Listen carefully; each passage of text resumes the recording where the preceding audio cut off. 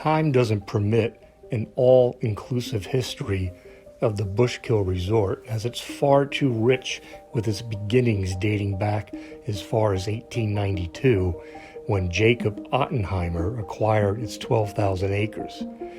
New owners and partial sales of the land took place during the Roaring Twenties, with a playhouse, an amphitheater, bungalows, and more. Structures came and were then replaced as the decades passed into the 1960s, which began the decline of tourism in the Poconos.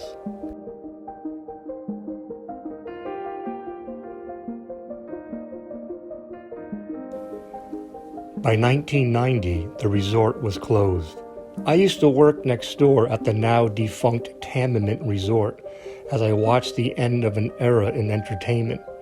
I was a member of the house band there, and the 1990s began to usher in a newer clientele with new tastes for entertainment. The World War II generation, with their ballroom dancing and attending shows, were thinning out and making way for a younger generation who preferred to spend more time on the ski slopes and at their TV sets in their hotel rooms. Being a musician in the Poconos during that time was like a game of musical chairs, no pun intended, as one resort after the other closed, leaving less and less venues to play at.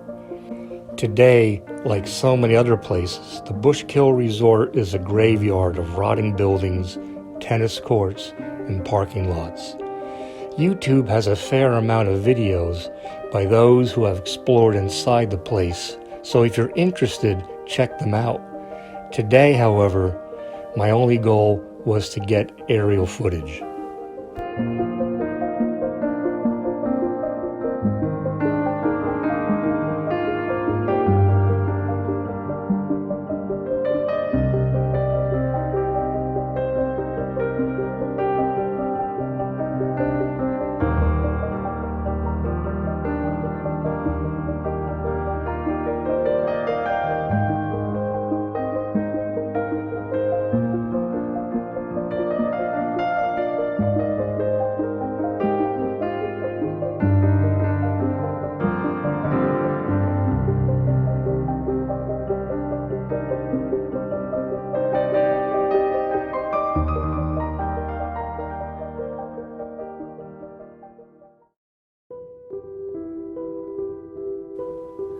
Right next door is the largely failed Mountain Laurel Center, a concert pavilion with the ambition to create a keystone center of music and arts back in March of 2000.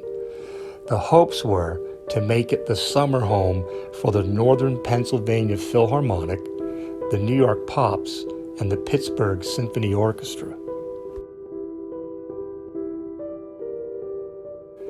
The $35 million facility received $15 million in state grants, $3 million in private donations, and $17 million in loan guarantees from the U.S. Department of Agriculture to support operations for 3 years.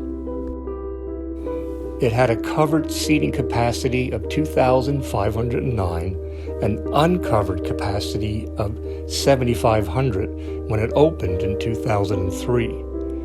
The rest of the story is a string of failures until the last public concert was held on August 24th, 2012. Now, what possessed someone to get the idea to build this in an area visitors were migrating away from is beyond me.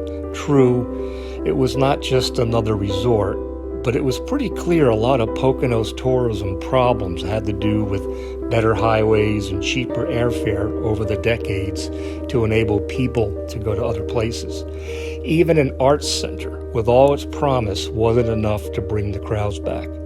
Today, it's just used for a handful of community events and the nearby high school graduation ceremony. If you're thinking of visiting the area, I should let you know it was at least patrolled the day I was there. I could hear an angry voice in the distance while filming the Bushkill Resort. It sounded like some people were being chased away. Later, I got chased away while filming the Mountain Laurel Center, even though I was keeping my distance from the place. Just the mere flight of the drone over the area was enough to be approached by someone not having any of it. I don't know if anyone lives back there. There are so many dwellings deep in there, I suppose it's possible. Just be warned that someone doesn't want anyone around the area at all.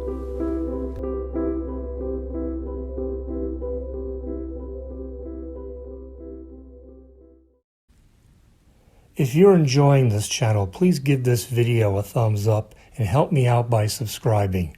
And thanks for watching.